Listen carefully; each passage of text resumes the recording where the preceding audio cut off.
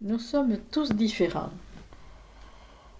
Extrait de Mieux vivre, mieux être, un livre de Josiane Francis.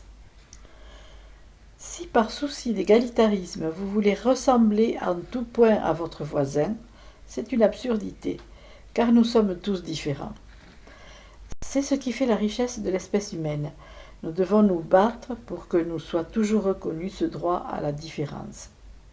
Même si chacun doit respecter la loi, le droit doit reconnaître les individualités, les personnalités différentes. Dans nos sociétés, celui qui suit un autre chemin est mis à l'index par la collectivité. Bien sûr, il y a des règles communes qui doivent s'appliquer à tout le monde, dans la mesure où nous avons tous les mêmes droits et les mêmes devoirs. Mais il faut toujours laisser à l'individu sa part de personnalité, d'autonomie.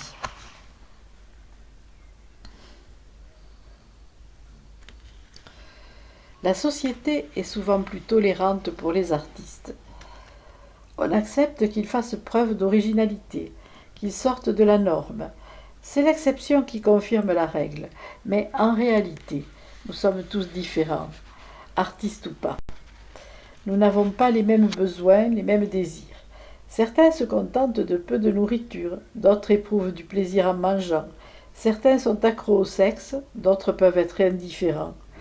Pour le juriste, c'est très difficile et délicat d'établir des normes applicables à tous et des critères de différence entre les individus. Madame X était une personnalité qui sortait de la norme. Ses voisins pouvaient voir en elle une prostituée, avec tout le côté péjoratif et dégradant que cela peut signifier. Elle ne s'en cachait pas.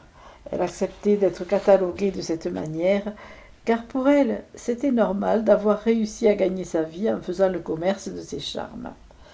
Elle ne voyait rien de dégradant là-dedans. Elle maîtrisait tout à fait cette situation et ne ressentait aucune culpabilité à faire le commerce de son cul. Elle éprouvait même, au contraire, une certaine fierté lorsqu'elle racontait à tous ceux qui voulaient bien l'entendre que tout ce qu'elle possédait, elle l'avait obtenu avec son C, et pour elle ce n'était pas péjoratif, car le plus important, c'était de gagner sa vie, de se tirer d'affaire, de ne pas tomber dans la misère. Elle considérait le C comme une monnaie d'échange, une façon de travailler aussi, d'offrir un service en échange de biens matériels et d'espèces sonnantes et trébuchantes. Rien d'étonnant à ce qu'elle termine sa vie avec un compagnon beaucoup plus jeune qui lui donnait du plaisir et qui l'entretenait. Elle ne faisait que pratiquer le plus vieux métier du monde, comme tant d'individus l'ont exercé à tous les âges pour survivre. D'ailleurs, chaque année, elle ne manquait pas de remplir sa déclaration d'impôt et d'y mentionner les revenus de son activité licitement reconnus par le ministère des Finances. À côté de cette particularité, la société est pleine de gens sans histoire, qui se contentent d'une vie routinière, monotone, et qui se veulent respectueux de la bienséance. Du qu'en dira-t-on ?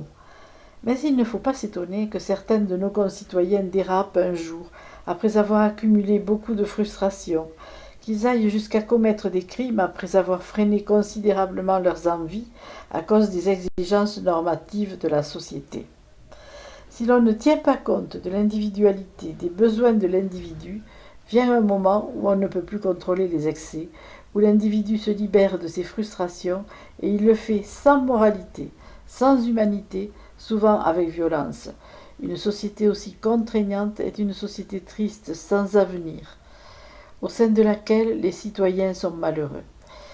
Grâce à une discipline de fer doublée des principes philosophiques de Confucius, Mao Tse-tung a réussi à sortir son peuple de la misère en lui donnant la possibilité de se nourrir. Je pense à l'uniformité des tenues vestimentaires des Chinois, à cette époque où ils mangeaient tous la même chose, du riz. Ils n'avaient que ça pour sortir de la misère, ils n'avaient pas le choix, l'uniforme, les vélos, le riz. Maintenant je réalise le progrès qu'a fait cette société lorsque je feuillette le catalogue Temu. J'ai pris conscience que les Chinois ont le même mode de vie que le nôtre. Ils ont accès à des produits de consommation variés répondant à tous les besoins individuels de la vie quotidienne.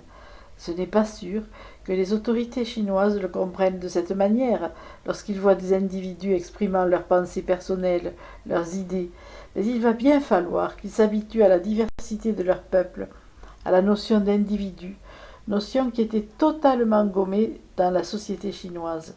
C'était même interdit.